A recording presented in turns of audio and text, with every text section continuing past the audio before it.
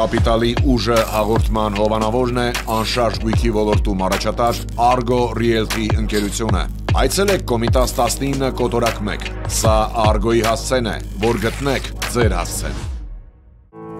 Այսօրվա իմ հյուրը Մանթաշյանց բիզնես ակումբի համահիմնադիր ղեկավար Վահրամ Միրաքյանն է։ Չստացված դիտնական, չստացված գործարար։ Ձեր սխալ կայացրած որոշումը քանի միլիոն արժեցավ։ Եթե դու տեստականում ես մեծ գործ անելու, ասենք ճանապարհին $3 միլիոն ինչ է։ Այսօր 3 միլիոն գործն վաղ չգա, կարող 30 գործ։ Ձեր կյանքի հիմնական փոփոխությունների ճնշման կետը ո՞րն է դարձել։ Ենթալի խոսք գոջի պատվիրում են ընկերու համար խոսք գոջի էր վարկում, ասենք, այնց սիրում։ Ճանճաշակ տղա է եղել։ Մենք ուզում ենք շատ փող աշխատենք, հա։ Եկեք թույլ տվեք շատ փող աշխատենք, մենք էլ շատ հարկա չարենք։ Պետք է այդ սուտ օգնելու է, որ շատ ավելի լավ վիճակում հայտնվեք, անգամ այդ դեպքում չեք ստում։ Գործարը հայրենիքում է։ Բարի երեկո հարգելի հեռուստադիտողներ, 168 TV-ի եթերում Կապիտալի ուժը հաղորդաշարն է, իսկ այսօրվա իմ հյուրը Մանթաշյանց բիզնես ակումբի համահիմնադիր ղեկավար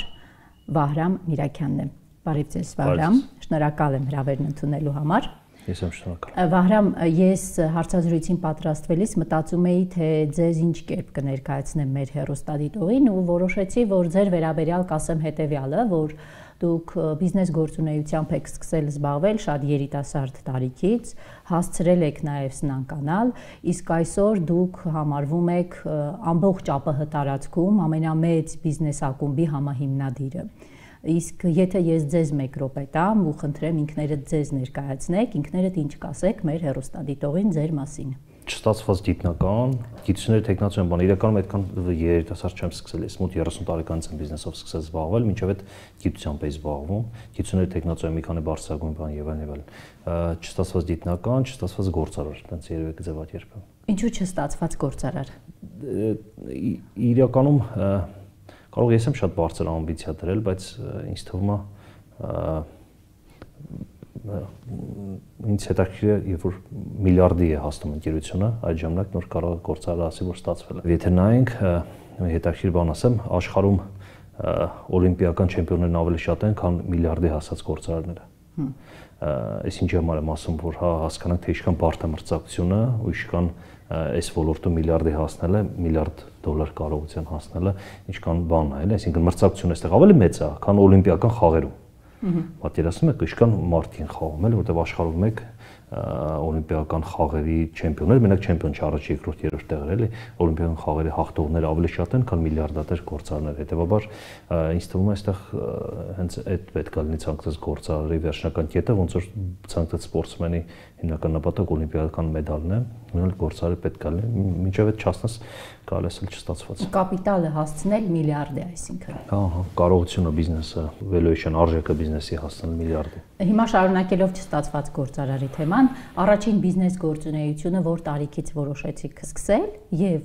գիտնականը, որը զբաղվում է գիտական աշխատանքով, ինչու է որոշում թեքվել դեպի բիզնես։ Փողեր այն ժամանակ պետք ավելի շատ աշխատել, որոշեցիք այդ ճանապարհով գնալ։ Ինչ որ նոր գաղափարներ կար, որը գիտությամբ չէիք կարող իրականություն դարձնել, որոշեցիք գալ բիզնես։ Ինչու։ Տեսեք, մենք բոլորս մեր շրջակա միջավայրի, մեր ծնողների արտացոլանքն ենք, այսինքն շրջակա միջավայրը մեզ ոնց դիտարկում ենք, ապագայում էլ դառնում ենք։ Մեր ընտանիքում գիտնական կար, պապիկս գիտնական էր, ու դրանց ինձ ոնց որ ընտանիքով բան միջավայրում միշտ նայել եմ, որ պետք է ինքն էլ շարունակի այդ գործը գիտությամբ զբաղվի, ու դրանց գնացել եմ այդ ուղղությամբ, բայց հետո ժամանակի ընթացքում հասկանում ես, որ այն խնդիրները, որը ժամանակին 50 տարի առաջ, 40 տարի առաջ, 60 տարի առաջ գիտությամբ զբաղվող մարդիկ կարողանում էին լուծել, հիմա իրենք չեն կարողանում խնդիրը լուծել։ Հիմա հասարակության շերտերի մեջ գիտնականի ստատուսը շատ ավելի ցածր է, քան 40 տարի առաջ կամ 50 տարի առաջ։ Ու այդ ժամանակ, այսինքն պատճառներից մեկը այդ էր, այսինքն գիտականի ստատուսը։ Հա, ստատուսը շատ ցածր էր, այսինքն ես գիտական էի, գիտությունների տեխնոլոգիայի գիտաշխատող պետական համալսարան, մի քանի գիտական մենակագրություն ունեի, ոչինչ բան, ասենք աշխատավարձում 10000 դրամ էր ավելանում։ Եվ ցածր ստատուս։ Հա, ցածր ստատուս, դա երկուսն էր հիմնական խնդիրը, որ ինձ հիասթափեցրեց, ոնց որ ես ամբողջ կյանքը նայել եմ, որ միշտ ասում են ընտանիքում պապիկը գիտնական է, բան, սենց բանով էի նայել, դու ես հասա, դե հա, ես էլ եմ հիմա հաջորդը դոկտորականն էր ու կհասնեի պապիկիս, դոկտոր պրոֆեսոր եղա պապիկը, բայց ամեն դեպքում էլի մոտ էի այդ ճանապարհին, բայց ու ինչ էր տալի ինձ ոչինչ էլի այդ բայդրությամբ այդպես ոնց որ բան եղավ էլի ու հետո նաև այդ շրջանը եկա որ պետք էր արդեն նաև ընտանիք կազմել եւ այլն եւ հասկացա որ տենց մի քիչ իմ ուզածը չեմ ստանալու տենց արագ մտա բիզնես ոլորտ իդեպ ասեմ մասնակցություններից մեկն էլ բարձրագույն նաև ժուրնալիստիկան էր եղել ու այդ բիզնես ոլորտն էլ մտնելը էլի տենց ժուրնալիստիկայի միջոցով արեցի ես միշտ ինչ-որ ոլորտներ մտնում մարդկանց միջոցով այսինքն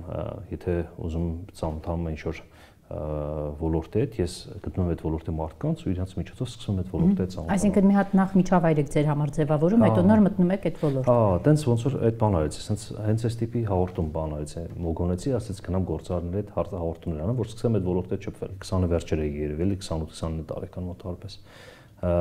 ու տենց գնացի արեցի հարցազրույցներ ու տենց էլ եղավ տենց էլ մտա իրականում հենց ոլորտ շփվեցի այդ իրականում այդ հաղորդումը եթերել չէր գնալու տենց ուղղակի ասում էի որ հա ասենց հաղորդում եք նկարում դե գալիս էին հարցազրույցի ու այդ հաղորդումը իրականում հետո եթերը չէր գնալու բայց ինձ պետք էր այդ մարդու հետ շփվեի ու ասեմ որ գշտեր սկսեցի շատ կարդալ բիզնես թեմայով ու այդ գշտերն էլ շատ օգնեցին օրինակ գշտերից մեկում ես հանդիպեցի որ ամեն շաբաթ հանդիպեք նոր գործարարի հետ, նոր մարդու հետ, ում հետ կուզեք որ ցես հետաքրքիր կլինի։ Խնդիր դրեք ամեն շաբաթ հանդիպել։ Դա արեցիք հաղորդումների միջոցով, որոնք եթերել չէին գնալու։ Հա, հաղորդումների միջոցով, առանց հաղորդումների գրում էի ուղղակի Facebook-ով գրում էի, ու շատերը համաձայնվում են այն հանդիպեն, այսինքն մտածում ես հա գործարար։ Ինչ եք առաջարկում հանդիպման ժամանակ այդ գործարարին, օրինակ գրել եք X գործարարին, հետո հանդիպում եք, ինչ եք առաջարկում այդ մարդուն։ Տարբեր բաներ, հիմա այտենց իրականում մանրամասն չեմ հիշում, բայց առաջարկներից մեկը հաղորդումներն էր, որ իրար նկարեինք։ Մյուս տարբերակը հանդիպենք, ծանոթանանք, շփվենք, հնարավոր է համագործակցենք, տեսել որ ինչ որ բեքգրաունդ ունեի, գիտական այստեղ դասախոսման, այդ ստատուսն էլ օգնում էր որ այտենց հանդիպեին նաև էլի, ոնց որ բանը, այտենց էլի տարբեր բաներ գրում էի, հիշում որ այտենց չեմ հիշում մարդ, որը չի հանդիպել այտես։ Իրականում ում գրել եմ, հանդիպել եմ։ Առաջին բիզնեսը, որը ձեր մտքում ծնվեց եւ իրականություն դարձրեցիք։ Առաջի բիզնեսը մոտավորապես այդ շրջանում էր։ Ես մի տեսանյութ հանդիպեցի, որտեղ մի զույգ բաներ ընթրիքներ կազմակերպում շենքերի տանիքներին։ Արագի մեջ կազմակերպեցի այդ, այտենց առանց ներդրումի, ոնց էր process-ը։ Ընթրիքներ շենքերի տանիքների երեկոները, ռոմանտիկ ընթրիքներ էլի։ Ինչ էր սկզբում գնացի շենքերի հետ խոսեցի, ասեցի, եթե ձեր տանիքում այն ժամանակ նորակառույց այսքան չկար էլի, քիչ էր։ Մի քանի նորակառույց կար, տենց իրենց հետ խոսեցի, ասեց, եթե ձեր շենքի տանիքում ընթրիք կազմակերպեմ, ինչքան կուզեք։ Դե ասեց 20000 դրամ հիշում եմ այսօր նման։ Ամեն մի հանդիպում ասեց 20000 դրամ։ Գնացի ռեստորանի հետ խոսեցի, ասեցի, եթե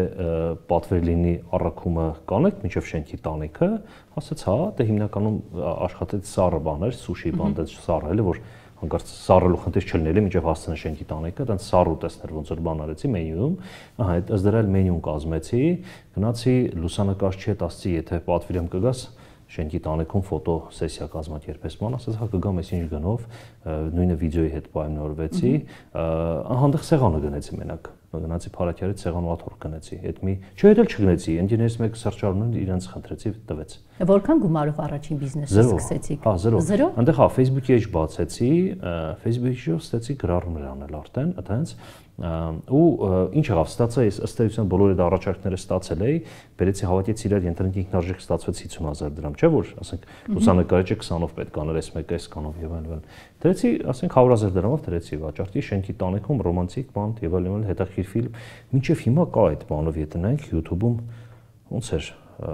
անունը։ Հիշում եմ, դա չեմ հիշում այդ ընկերության անունը, բայց YouTube-ում վիդեոներ դրել էի այդ հանդիպումներից,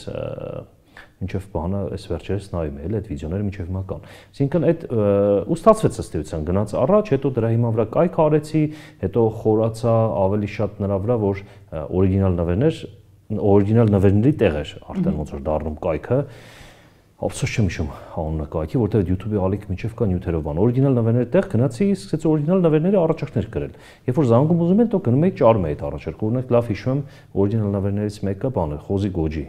բան արեցի, դրեցի նվեր ուղղակի Խոզի Գոջի, սիրուն բանտիկով, ասես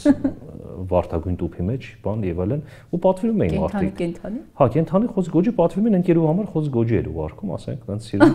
Ճանճաշակ տղա է եղել։ Հա, չէ, սիրուն գոջիներ էս ոչինչ։ Սիրուն գոջին։ Լավն է։ Բանը,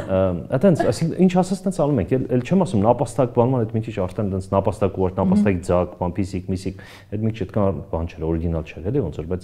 օրիգինալից մեկը հիշում եմ, այսինքն ինքը դարձավ կայք ու համոզեցի սայթ սարքեց։ Ինչ որ մեկ համոզեցի սայթ սարքեց։ Դիզայնը ասենք բանակի ընկերներից մեկ արեց լոգոյի բանը եւ այլն։ Այսինքն դուք կարողացել եք ձեր բիզնեսը առաջին անել նաեւ ձեր ընկերական միջավայրի շնորհիվ։ Ամբողջ ընկերականն էր, հա, ամբողջ ընկերական։ Սոցիալական կապիտալ, տեսեք, բիզնես դու չես կարա դու բիզնես դու կարաս անես առանց ֆինանսական կապիտալի։ Դա շատերի համար անհասկանալի։ Առանց ֆինանսական ռեսուրսի կարաս անես բիզնեսը, բայց դու պետք է այլ ռեսուրսներ ունենաս։ Օրինակ այդ այլ ռեսուրսներից մեկը սոցիալական կապիտալն է, իմ կոնտակտները, իմ ծանոթները։ Չէ, ասենք նույն օրինակ այդ տղան, որ ռեստորանից խնդրեցի ինքը ինձ վստահեց ու ուտելիքը սպասկով ուղարկեց, ու հետո մարդերը ուղարկում այդ սպասք հետ էին տանում։ Այսինքն առաքումը սովորաբար թղթի սպասկով են, չէ՞ անում առաքումից, ես իրան խնդրել ինքը բան բարձրորակ սպասկով էր առաքում, շենքի տանիք։ Այդ տղայի հետ օրինակ համալսարանում HR կուրսեր կային հեռավար, մի տարվա կուրսեր էր։ Այդ կուրսերը ժամանակ այդ տղայի ծանոթացա, այսինքն այդ հարաբերությունները ձևավորվեց, հետո իր հետ գնաց խոսած, այս ուղղակի սա հարց չկա, ուղղակի ինչ եղա։ Վահրամ, դուք բայց հասարակության մոտ ավելի շատ ասոցացվում եք բանանի բիզնեսով զբաղվող մարդու պես։ Հա, 16 թվականն էր, հա։ 16 թվականը։ Իդեպ նաև անհաջող բիզնեսը դա էր, չէ՞, վերջում կարծեմ հասել եք սնանկացման հենց այդ գործով։ Հա, այդ 16 թվականն էր, որ ասում եմ, այդպես իրականում փոքր բիզնեսներ էին, էլի, որ այդ ասում են դե պիքի ժամանակ չեմ հիշում 1 միլիոն 2 միլիոն դրամ ինչ որ շահույթ է բերել։ Իրականում ես հասա նրան, որ արդեն ուղղաթիռով տուրեր էի կազմակերպում։ Գնացի Երևանի օդանավակայան, այն ժամանակ մի հատ ուղղաթիռ կար, այն բանայի սպիտակ մեծ ուղղաթիռներ, մի 8 գնացի այնտեղ ուղղաթիռ, ասացի իշքանա ձեր մի ժամը, ասաց մի ժամը 780,000 դրամ, այսօրապես հիշում եմ։ Դրեցի 990,000 դրամ մի ժամը կայքում ու սկսեց վաճառվել, ասենք մարդիկ ուզեցին։ Հիշում եմ Շվեյցարիայից մի հատ ընտանիք էր Արցախում գյուղեր կառուցում, եկավ իրենք բան արեցին, գնացին եկան բան, տենց էլի, այսինքն ասեցի ունդեղ, ասենք այդ ուղղաթիռը 5-6 ժամ քշում էին, արդեն հատին մեծ գումար էր մնում ինձ այդ դրանից։ Ու տենց սկսեցի ոնց որ արդեն այդ բավական ակտիվ սկսեց աշխատել, թիմ վերցրեցի բան եւ այլն, սկսեց աշխատել։ Ուրեմն հետո այդ ոլորտի հետ կապ չունեցող բանանի բիզնես։ Հա, այդ ոլորտ ոնց էր, ես բան արեցի, այնտեղ ստարտափերից մեկում աշխատեցի այն ժամանակ, Ջիջում տնօրեն էի, տենց էլի ոնց որ լավ ճանապարհ անցա, Tele0-ից մինչև մեր ոլորտի ամենամեծ ընկերությունը դարավ, այդ մեծ ինձ փորձ տվեց, դրա այդ ժամանակ 4 մարտին գիրքը գրեցի, գիրքը լավ վաճառվեց, դարձավ բեսթսելեր, բանով միջև մա վաճառվում է։ Ինչն է հետաքրքիր, դրանց առաջ մի քանի գիտական գրքեր էի գրել իմ տեխնոլոգիական թեմայով, բան սոցիալական դիրքորոշումների ձևավորում լրատվամիջոցների միջոցով եւ այլն, դրանք չէին վաճառվում, այսինքն տարին 20 հատ էր վաճառվում։ Իսկ դրեցի ասենք 4000 հատ վաճառվեց առաջ տարվա մեջ մի անգամից էլի, ոնց որ շատ բան, այն ժամանակ բիզնես գրականությունը ես ու Վահագնն էինք Դիլբարյան մենակ։ Ոնց որ Վահագը իր գրքի պրեզենտացիան արեց, դրանից մի 2 շաբաթ հետո ես հիմա արեցի ու Վահագի մոտ էլ հերթ էր, ասենք իմ մոտ 500-ի մարդեր եկի գրքի պրեզենտացիային։ Այն ժամանակ այդ մոտ արպես 15-16 թիվներ, այն ժամանակ տես հասկացություն չկար, հա։ Դες բան չկար, որ գրքի պրեզենտացիային 500-ի մարդ կա, դες հասկացություն չկար, այսինքն մենք այն միֆով էինք ապրում, որ հայերը կարտածող չեն սովետական Հայաստանի ժամանակ էին կարտում, հիմա էլ չեն կարտում, բան։ Այդ դեպքում ո՞րն էր քո բերած նորությունը։ Ինչ նորություն էիք բերել, որ 500-ի հերթ էր կա։ Բիզնես գրականություն պահանջարկ կար դրա, էլի։ Հիմա դնայում եմ շատ լավ, հայերեն արտակարգ մեծ քանակի բիզնես գրականություն կա, այն ժամանակ չկար։ Ես ու Վահագը առաջի հայ բիզնես գրականության հեղինակներն էինք։ Ու առաջինը Վահագը, երկրորդ ես, իրանց մի քանի շաբաթ տարբերությամբ հրատարակվեց։ Ու երկու գրքերն շատ լավ վաճառվեց։ Հիմա առավել մեծ քանակի բիզնես գրականություն կա, ինչը հրաշալի է։ Այդտենց ոնց որ գիրքը հրատարակվեց, բան, ես այդ մտա Ջիջից հետո խորհրդատվական ոլորտում մտա գրքի հիման վրա տրեյնինգներ սկսեցի անել, բիզնեսների հետ խորհրդատվական աշխատել եմ շատ բիզնեսների հետ։ Ու այդ շրջանում այդպես բան եղավ էլի, որ քաղաքանի վարչապետը որ փոխվեց, ասաց մոնոպոլիաներ չկան, ասի դե օգտվեմ այդ առիթից բանան ներկրեմ։ Հա, ասում թե մոնոպոլիա, դու ես ասում մոնոպոլիա չկար, ես էլ ուրեմն ներկրում եմ, էլի նես public, ասի ներկրեմ, տենց, սկսեց ներկրել ընկերոջս հետ։ Էլի որ հետ ծանոթացել էի բանի ժամանակ, մեր դաստասների ժամանակ, հիմա Միացյալ Նահանգներում բիզնեսով զբաղվում։ Իրաց սկսեցինք անել, տենց Սահակին դժվարությունների մեջով անցանք։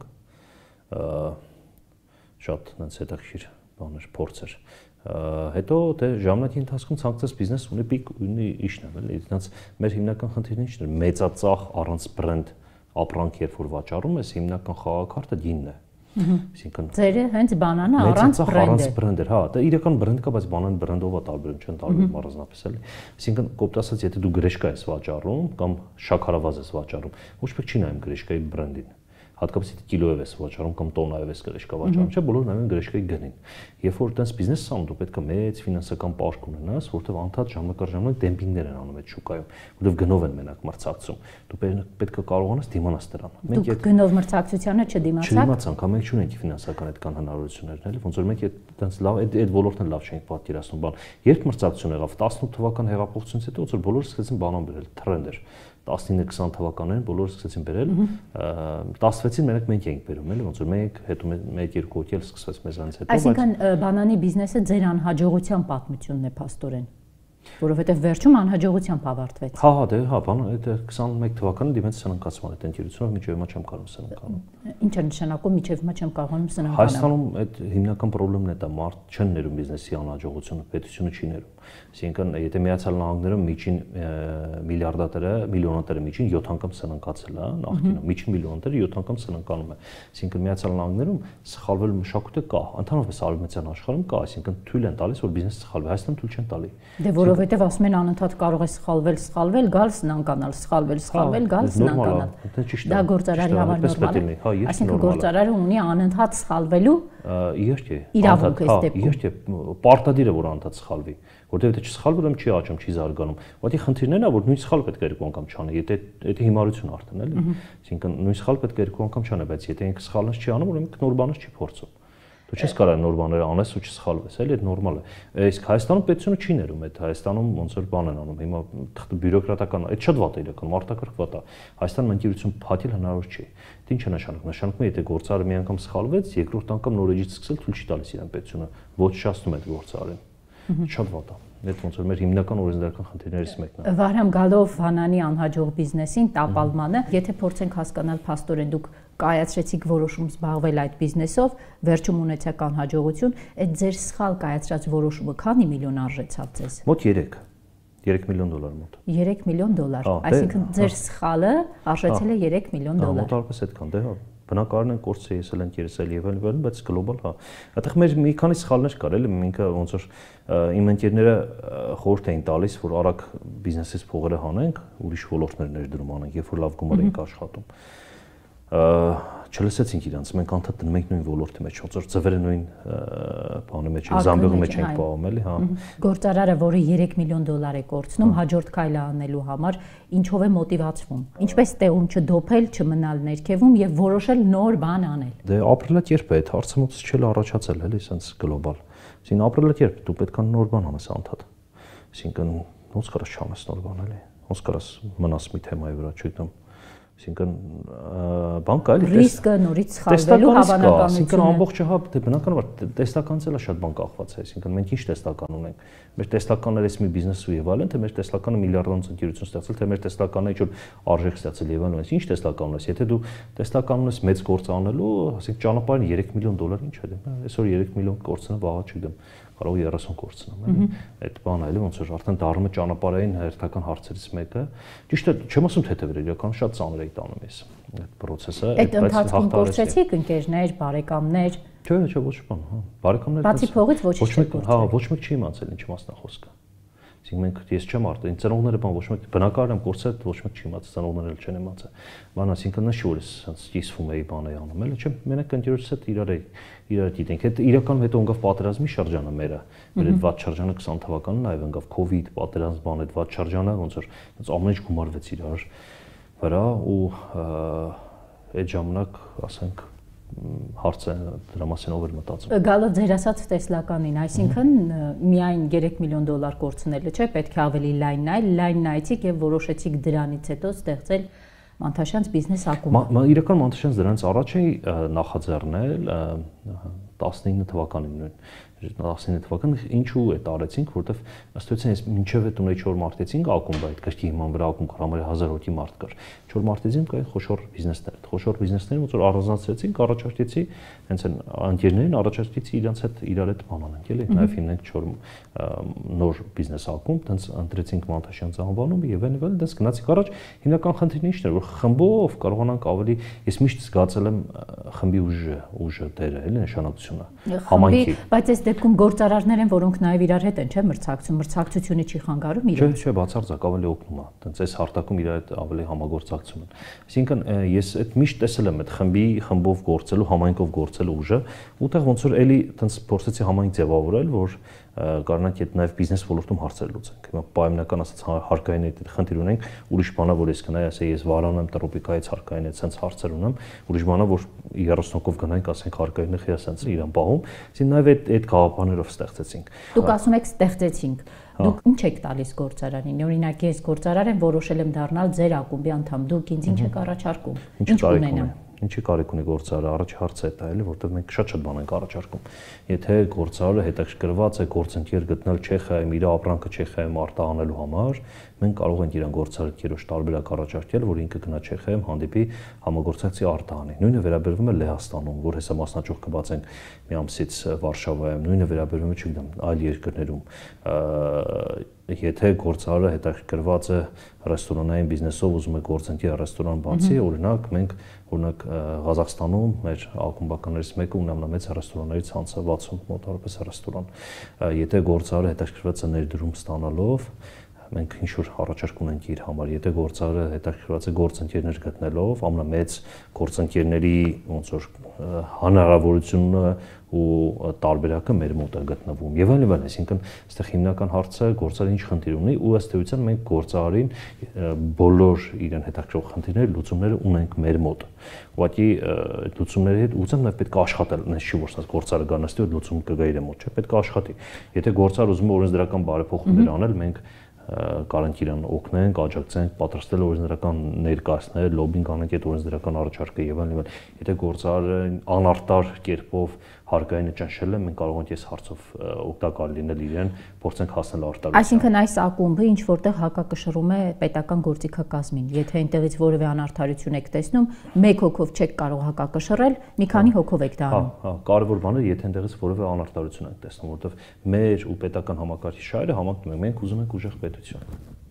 Մենք ուզում ենք ուժեղ պետություն, որովհետև գործարարը ուզում է որքան հնարավոր է դուք շատ հարկ վճարեք։ Հա, մենք էլ շատ հատ վճարելու պետք է շատ փող աշխատենք։ Մենք ուզում ենք շատ փող աշխատենք, հա։ Դե եկեք թույլ տվեք շատ փող աշխատենք, մենք էլ շատ հարկ վճարենք, բայց երբեմն հիմա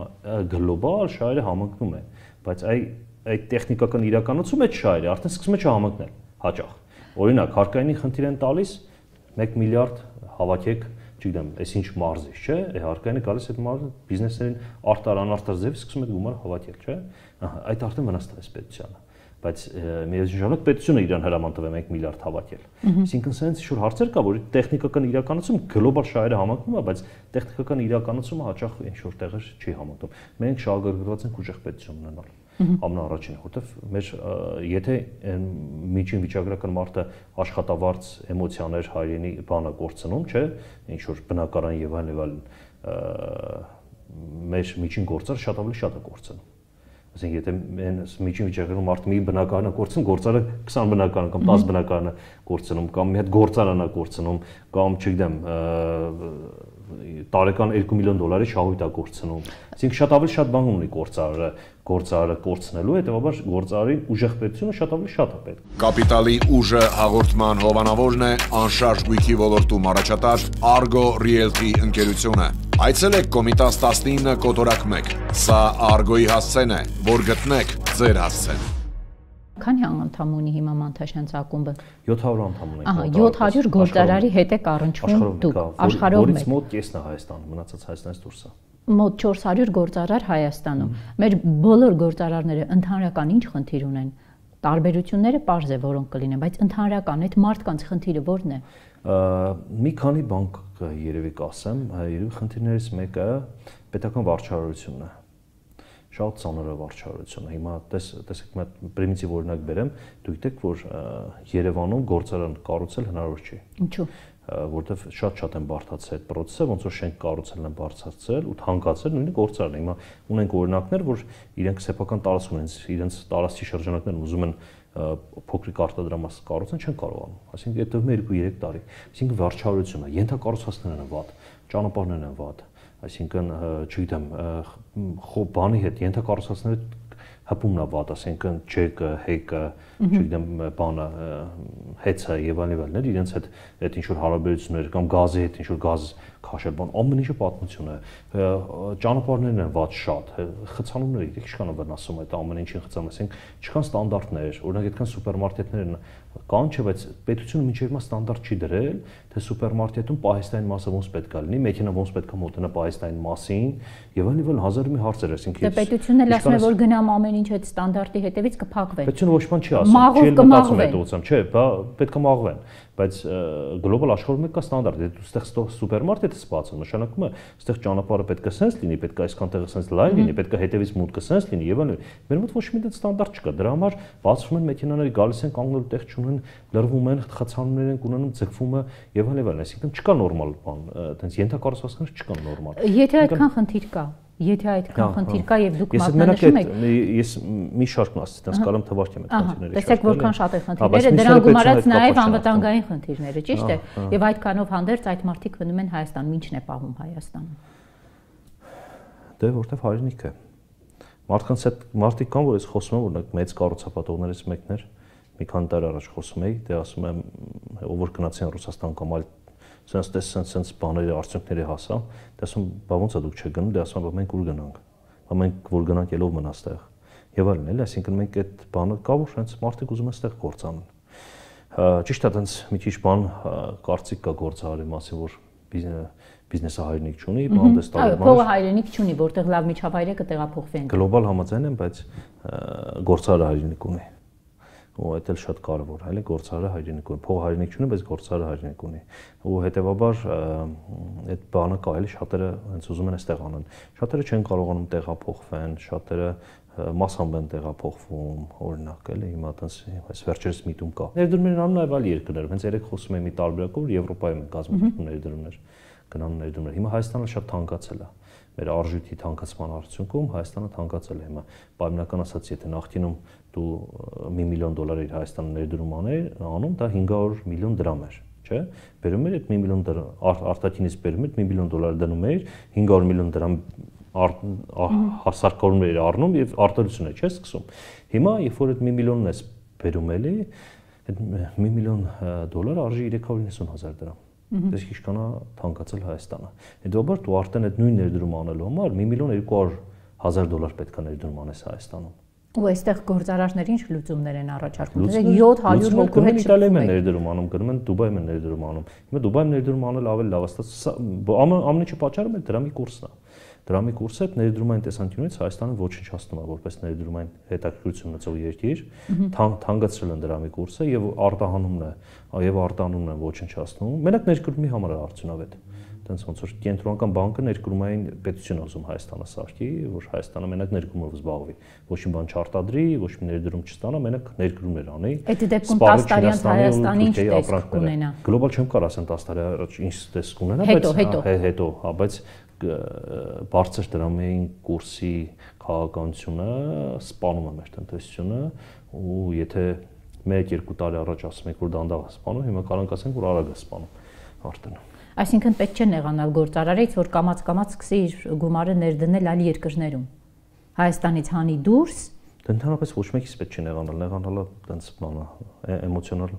անպետք զգացմունքներ։ Մի անգամ գործարարներից մեկը մեր եթերում ասաց, որ նայում ենք, հայը միայն Հայաստանում է վատ ապրում,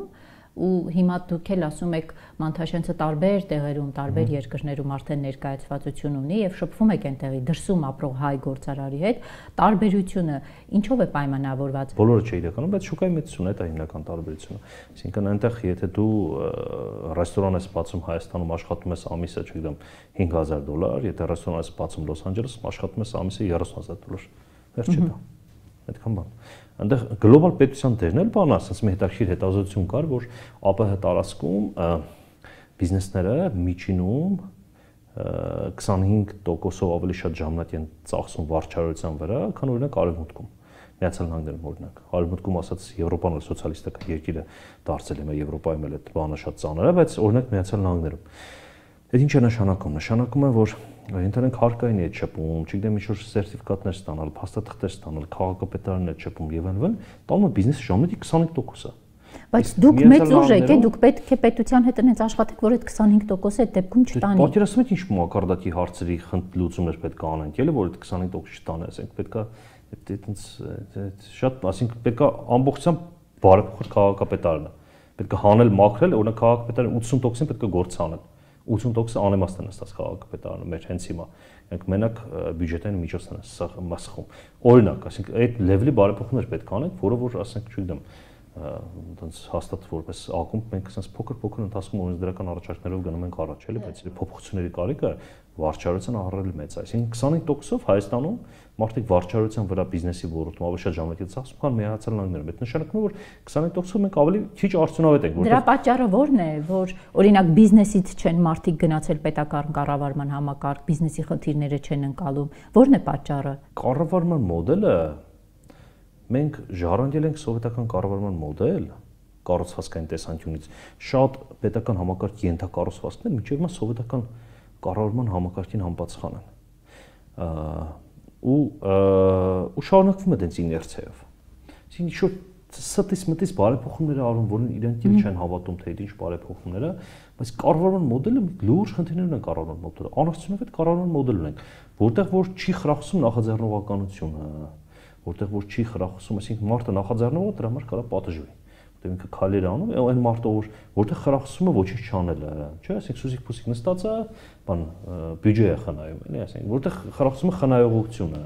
Իրականում պետք է գործունեություն անում, ոչ թե խնայեն, պետք է իրացնել այդ բյուջետները։ Եվ այլն, այսինքն այդպես վատ կառավարման համակարգ, վատ մոտիվացիան համակարգ պետք է պաշտոնալի, վատ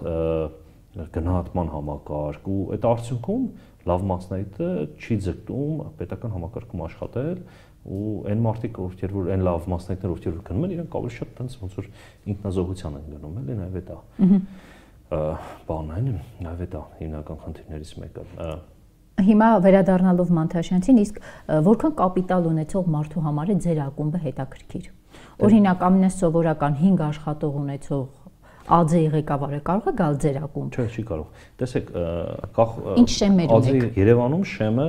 400 միլիոն դրամ է, մինիմալ շեմը, որ կարող մեզ ամեզ տարեկան շրջանառությունը 400 հա, 400, այդտենց մենք շրջանառություն կողմնորոշում, որովհետև ինչքան կապիտալ ունի, բան մեր գործը չէ, մենք իրավունք չունենք իր հաշվապահություն մտնենք ոնց որ։ Մենք շրջանառությամբ ենք կողմնորոշում 400 միլիոն դրամ։ Ունենք նաև Մանթաշյանց 100, Մանթաշյանց Երևան 100, որը մեծ բիզնեսների համար է, ինչու է անում 100, որովհետև 100-ից ավելի մարդ չի կարող ընդդել լինի։ Այդտեղ 4 միլիարդ է մինիմալ շեմը։ Հայաստանում ունենք 4 միլիարդ տարեկան շրջանառությամբ մոտ 100 գործարար։ Չէ, շատ ունենք 100-ից, 4 միլիարդից ավել տարեկան շրջանառությամբ դրամ։ Շատ ունենք 100-ից, մեր մոտ 50 հոգի կա այդ խմբում, բայց մեր մոտ այդ շրջանառությամբ կան նաև շատ մարդիկ, ովքեր այդ 100-ում չեն, սովորականում են։ Որ ոլորտներն են որոնք այդքան շատ շրջանառություն ունեն։ Արտադրություն, կառուցապատում, ծրագրավորում, տենց։ Շինարարություն, կառուցապատում եւ IT ոլորտ, խաղային բիզնես, մեր տնտեսության կառուցվածքը որ նայում ենք։ Չէ, խաղային չէ, բանքը, հանքարդյունաբերությունը առաջ տեղում է։ Իրականում խաղային է տենց 2 ընկերություն է, 2-3 ընկերություն են, ուղղակի տենց աղմուկ իրան շրջը մեծ ընկերություն, շատ է մեծ ընկերություն են, բայց մի քանի ընկերություն, ճիշտ է, իրենք մեծ ենթակառուցվածք ունեն, շատ աշխատողներ ունեն եւ այլն, բայց տենց էլի ոլորտ 2-3 ընկերություն էլ չգիտեմ ինչքանով կարելի է այդ ոլորտ ասել։ Որ ոլորտներն են, որ այսօրվա գործարարին հետաքրքիր են, որ ինքը չի վախենա այդ ոլորտ փող դնի։ Օրինակ մենք նայում ենք, թե կառուցապատման ոլորտում որքան շատ մարդ է ներգրաված, տպավորությունը դա ծլող ծաղկող բիզնես է, բոլորը գնում են այդտեղ։ Էլ որն է այդպես։ Որ չեն վախենա շատ փող դնեն, որտեվ գիտեն հետ են ստանալու։ Տեսեք, բոլոր ոլորտներում կարելի է գտնել այդպիսի բաներ։ Եթե ընդհանրացված ասեմ ոլորտ, այդ ոլորտները ձևավորում է պետությունը իր հարկային քաղաքականության վարչական եւ հարկային։ Օրինակ կառուցապատման ոլորտը ինչու սենց բուրըն զարգացավ, որտեղ այդ ոլորտում պետությունը օրենսդրական բարեփոխումներ արեց, չէ, եկամտի վերադարձման օրենք։ Մի օրենք փոխեց, այդ օրենքի արդյունքում էլի իմջալից գործար համայնք ծեր դուրս եկել մեզանից ավելի ակտիվ սերնդի կողմից էր այդ առաջարկը եկել դեռ նախորդ իշխանությունների ժամանակ ու այդ մի օրենքը բում առաջացրեց։ Հա, ոլորտ զարգացեց։ Հիմա ռեստորանային ոլորտի համար հա, հիմա այդ օրենքը հանում են վերջը բումը մեռնելու է, այդ ոլորտը մեռնելու է։ Չի սենց թուլանալու է կտրուկ, հա, սենց ձևակերպեմ էլի։ Հիմա ասած ինչա, այդ ոլորտները ձևավորում է պետությունը։ Հիմա հաջորդը ռեստորանային բիզնեսն է։ Չէ, մեռնող որպես, հա, որտեղ այդտեղ էլ հարկերը բարձրացնում են, այդտեղ հարկերը։ Բայց զբոսաշրջիկների հոսքը շատ է, չի պակասում։ Պակասում է, այս տարի 30%-ով պակասել է։ Հա, ռուսները գնացին։ Ընդհանուր միջինում, չի լավ, 30%-ից կարող 20% ռուսները չեմ կարծում, բայց միջինում 30% պակասել է այս տարի, նաև ինչու, որովհետև Հայաստանը շատ թանկ երկիր է դարձել։ Էլի դրամի կուրսի թանկացման արդյունքում։ Այս վերջերս սպանում էի, ասենք մենք Չեխիայում ենք Պրագայում մասնաճյուղ բացինք, Պրագան երևի 40-50% Երևանից էժան էր։ Ասենք Պրագայի լավագույն ռեստորանները մտնում ես, արդեն Երևանից էժան է։ Կասկադից էժան, սամում դուրս է գալիս։ Մոսկվան վաղուց Երևանից էժան է։ Մոսկվան ասենք այն ժամանակ որ նայում ենք, ասենք գներին էի նայում, հիմա Մոսկվայում գներին չեմ նայում ես, որովհետև Մոսկվան ամենաշե Երևանից էժան է։ Լոնդոնը մոտարապես Երևանի գներին էր, այտենց ասեմ էլի, հա, Լոնդոն, Լոս Անջելես, Նյու Յորք, բանտես մոտարապես Երևանի գները, մի քիչ Լոնդոնը նույնիսկ երևի թանկ էր, մի 10% կարող է Երևանից թանկ լինել էլի։ Ափատարածքում դե Երևան ամենաթանկ քաղաքն է։ Հիմա դե բնականաբար տուրիստը մտնում նայում է, ահա, Երևան, Մոսկվա, Պրագա, չէ, Փարիզ, բանման, Երևան ամենաթանկն է, ասենք Պրագայից Փարիզից թանկ է, ուր գնամ, Պրագա գնամ թե Երևան, ուր է գնալու, ինչ եք կարծում։ Բնականաբար գնալու է Պրագա։ Այսինքն փաստորեն ռեստորանային բիզնեսում էլ ունենք խնդիրներ։ Հաջորդը ո՞րն է։ Այնտեղ տեսեք գլոբալ օրինակ եթե էլի շարունակի պետական այդ ծրագրերի տեսանկյունից որ ծրագրերին արտոնություն էր տալիս գյուղատնտեսության ոլորտում լավ ծրագրեր կան նույն ջերմոցաշինության ոլորտում բան եւ այլն էլի բայց այդտեղ էլ մի խնդիր կա այդտեղ էլ խնդիրը որն է որ ենթադրենք մարդը լոլիկ է արտադրում չէ ջերմոցում ու ասենք այն լոլիկի ամենալավ գնի պահին Թուրքիայից էժան լոլիկ գալիս է ու նորից սպանում է, չեն կարող վաճառել։ Այսինքն գործարարների համար, հայ գործարարի համար խնդիր է դառնալու հայ-թուրքական սահմանի բացումը։ Իրենք պատկերացնում են իրենք ինչի առաջ կկանգնեն, եթե այդ սահմանը բացվի։ Գլոբալ եթե այս պայմաններում բացվեց, հայ իրոք խնդիր է դառնալու։ Այսինքն տեսեք ոնց է, էլի, ինչու Հայաստանից որևէ ապրանք չի գնում Թուրքիա։ Շատ փոքր է։ Մոտավորապես 4 միլիոն դոլարի, եթե չեմ սխալվում։ 400 միլիոն դոլարի գալիս է, մոտ 4 միլիոն դոլարի գնում է, այլ կաշի տանում են հիմնականում կաշի, տանում են իրենց մոտ բան են ստանում, հետ են ուղարկում էլի։ Ինչու՞։ Դուք ձեր հարցը չեն թողում։ Չեն թողում, այսինքն իրանք ընդհանրապես իրեն պաշտպանում են։ Ինչու Հայաստանից Իրան որևէ ապրանք գրեթե ոչինչ չի գնում։ Որովհետև Իրանը հստակ բանն է, պետական քաղաքականությունը, որ ապրանքը որ ինքը իր մոտ արտադրում է, դու չես կարող ներկրես։ Այսինքն նույնը նաև Հայաստանը պետք է այդ մոդելը կիրառի, որ գործարարի։ Եթե մենք հիմա տեսեք, Թուրքիան սուբսիդավորում է իր լոլիկ արտադրողներին։ Սուբսիդավորում է հետեւաբար եթե լոլիկի ինքնարժեքը ավելի ցածր է ստացվում, դա գազն է սուբսիդավորում չգիտեմ ինչ եւ այլն։ Արդյունքում Թուրքիան իր լոլիկ վերում ստեղ վաճառում է, մեր լոլիկից էժան է ստացվում։ Պետությունը մեր լոլիկ չի սուբսիդավորում, ասում է որ բան է, իրավունք չունեմ, առևտրի համաշխարհային կազմակերպությունը բանից լոլոներ, էլի, այդպես տարբեր ինչ որ լոլոներ, բայց արդյունքում պետությունը բիզնես մեռնում է։ Ասենք ու դրանց լիքը այլ հարցեր։ Հիմա ինչի ամբողջ աշխարհով մեկ չինական մեքենաների վրա հարկեր են դնում, չէ՞ լրացիչ, որովհետև Չինաստանի պետությունը սուբսիդավորում է իր մեքենա արտահանողներին։ Այսինքն որ հավասար մրցակցություն լինի, ուրեմն պետք է բան անեն, պետք է սուբսիդավորեն, իրենք էլ պետք է հավելել հարկեր դնեն, որ կարողանա մրցակցի իրենց հետ հիմա, բայց Հայաստանում պետությունը դեսմանը չի անում, աշխատում է, այսինքն որ բացի ցեմենտից, դες ոլորտ չեմ տեսել, որ այսինքն ներկրումա գնում, ասեն հա տեղական արտադրողունից սպասեք պաշտպանենք։ Մենակ ցեմենտն էր, որ Իրանից գալիս էր, բանը մենք արտադրող ունենք, դες ժամանակ հարկերը բարձրացնում են վրա, որ արտադրողները չփակվի։ Այսինքն քանի դեռ տեղական արտադրողին պաշտպանելու մեխանիզմը մշակված չէ, պետք է սահման չբացվի Թուրքիայի հետ, որ մեր բիզնեսը ուղղակի չկորի։ Հա, շատ, հա։ Մրցակցության մասին քանի խոսեցիք, ես հիշեցնեմ մեր հաղորդաշարի նախորդ հյուրի հարցը, հյուրը հարց է տալիս հաջորդ հյուրին, Հրիփսիմե Ստամբուլյանը ձեզ հարց է ուղղել, ինչ եք անում դուք մրցակցային դաշտ ունենալու համար, ձեր բիզնեսում, ձեր բիզնեսից դուրս մրցակցային դաշտ ունենալու համար։ Ավելի դաշտ ունենալու համար ոչինչ չենք անում, ուղղակի մեր ոլորտն ու բիզնեսը ուզում ենք դարձնենք, աշխատում ենք դարձնենք ամենաուժեղը։ Հենց ձևակերպեմ։ Իսկ հիմա ձեր հարցը հաջորդ հյուրին։ Իմ հարցը հաջորդ հյուրին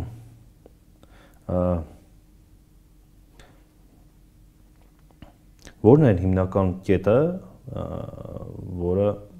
փոփոխությունների սկիզբ է դարձել իր կյանքում։ Ճնշման կետը, որը փոփոխությունների սկիզբ է դառնում։ Իսկ ձեր կյանքի հիմնական փոփոխությունների ճնշման կետը ո՞րն է դարձել։ Ոչ կոմֆորտ իրավիճակը։ Այսինքն դուք կյանքում թռիչք եք ապրել, երբ ամենավատ վիճակում եք եղել։ Միշտ։ Ու տենց ժամանակ առ ժամանակ ինձ անհարմար վիճակի մեջ եմ դնում, որ զարգանամ։ Այսինքն դա այսօրվա երիտասարդի համար զարգացման նախապայման է։ Ընդհանրապես բոլորի համար պետք է կոմֆորտից դուրս գնանք։ Պրինցիպ բան ասեմ, ինչ է նշանակում առավոտ ժամը 6-ին վազել։ Շատ վատ կոմֆորտից դուրս իրավիճակա, չէ՞։ Պարկացես տակ, պետք է դուրս գաս ցերտին վազես, չէ՞, սառոթին։ Բայց հենց տենց ես դու զարգանում, հենց տենց ես առողջանում եւ այլն, կամ մարզասրահ գնալը բան։ Ու տենց ամեն ինչն է երեկոյան 5-ից հետո չուտալ, չէ՞։ Կոմֆորտ չէ, ուզում ես գնաս նստես, պարկես, ուտես, բան սառանը բացես եւ այլն։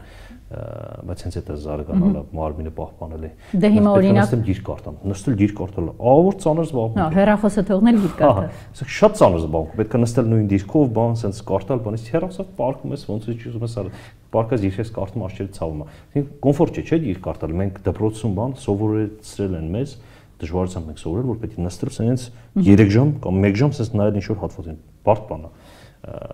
Բայց զարգանում ես տենց։ Այսինքն ցանկացած զարգացման կետ գալիս է ոչ կոմֆորտ իրավիճակից։ Հիմա օրինակ ամեն ամիս 500,000 դրամ աշխատավարձ ստացող երիտասարդին, որին թվում է, որ ինքը շատ լավ կարգավիճակում է, ինչ եք ասում, ինչպես այդ կոմֆորտ զոնայից դուրս գա։ Պետք է հայտնվեն այնտեղ միջավայրում, որտեղ իրան կզգա